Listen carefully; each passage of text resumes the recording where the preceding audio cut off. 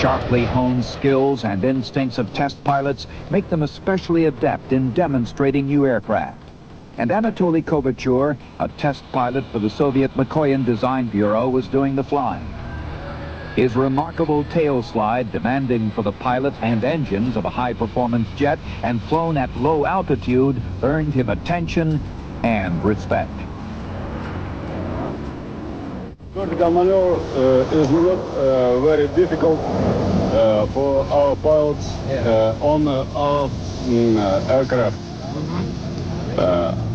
And we hope that all pilots will do that maneuver. At the Paris show a year later, Kvochur flew again. On opening day of the show, in the middle of the afternoon, Kvochur initiated his flight routine. But after a turn out of the square loop in the midst of slow flight at 500 feet, something suddenly and dramatically went wrong with the right engine. It quit cold, as evidenced by the 20-foot lick of flame. What happened next was a classic twin-engine accident sequence. The power from the operating left engine pushed the airplane to the right. At so slow a speed, the pilot could not counteract the turn, and the airplane nosed toward the ground.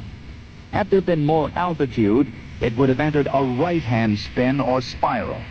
At this point, you can see that the left engine is operating, its upper intake vent wide open and sucking in air, its rear nozzle tight and delivering thrust normally. The dead right engine needs no air, its upper vents are closed, and the rear nozzle is splayed open. Kvochur said later his first instinct was to save the aircraft. When that became impossible, he directed the airplane toward the grassy area to prevent injury to people on the ground. When that was guaranteed, he saved himself and yanked the ejection seat handle. He punched out none too soon.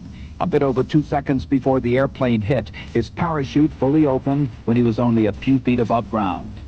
Again, as the airplane hit, you can see the left engine, carrying power to impact, explodes a last gasp of fiery thrust as the airplane crumples into the grass. The cause of the accident? Damage to the right engine earlier in the flight when birds were sucked into the engine.